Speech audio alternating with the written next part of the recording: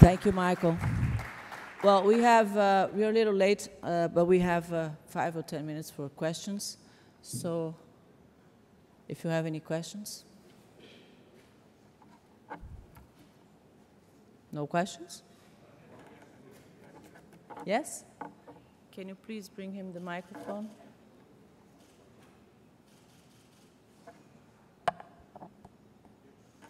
Thank you. Hi, my name is Vittorio Canuto from Columbia University. My remark and question is for the gentleman from Switzerland who gave us this compassionate talk, and I appreciated that very much. From a country that is known to be very cool and very, heck, to have a Swiss excited, it's a novelty. Thank you very much. Carlos Moreira, right? But anyway, as a scientist, I must agree with you that without the internet, the connection with our colleague in the south of the north would not be the same.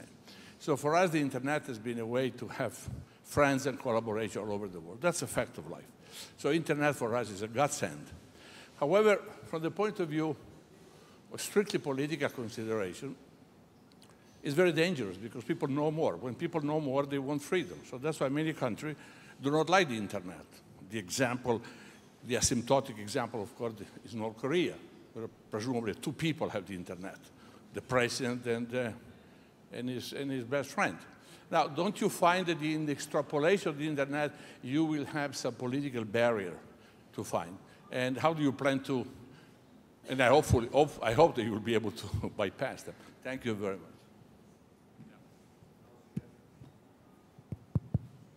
Thank you, sir, and thank you for the excitement compliment about Swiss. It's a design for the future. The fact that the internet is not regulated is because it's a technology infrastructure only. We have the means to regulate things. I mean, we all of us are taking planes, and we all of us go to the airports, and all of us get extra security, even in the United States, to the stream. And you don't have to worry about that. Somebody's worrying about you. You have international organizations that set the standards. You have people that they follow those standards. Then you have the entire food chain that basically does their job. The problem we have with the internet is the internet now is conducting very large transactions, especially if we add to the internet what is basically the discussion here, which is the global trading of energy. I mean, this is now trading energy. This is not only selling a PayPal account to somebody else. So the problem we have is that we do not have any international framework for that. The only thing we have is de facto standards. You have organizations, and they are the beginners, so they are early adopters, and they have basically set the rules. So obviously those rules do not apply to the geopolitical aspect of countries.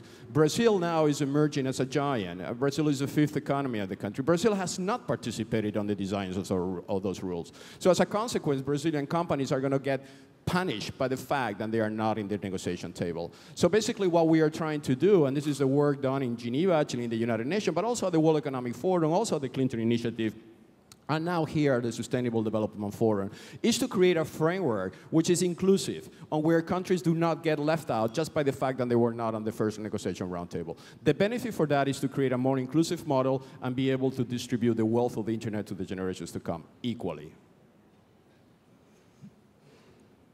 Any other questions? I think we were very clear. So, thank you for our guests, Ricardo Castelo Branco, Delaine Richardson, Carlos Moreira, and Michael Hann.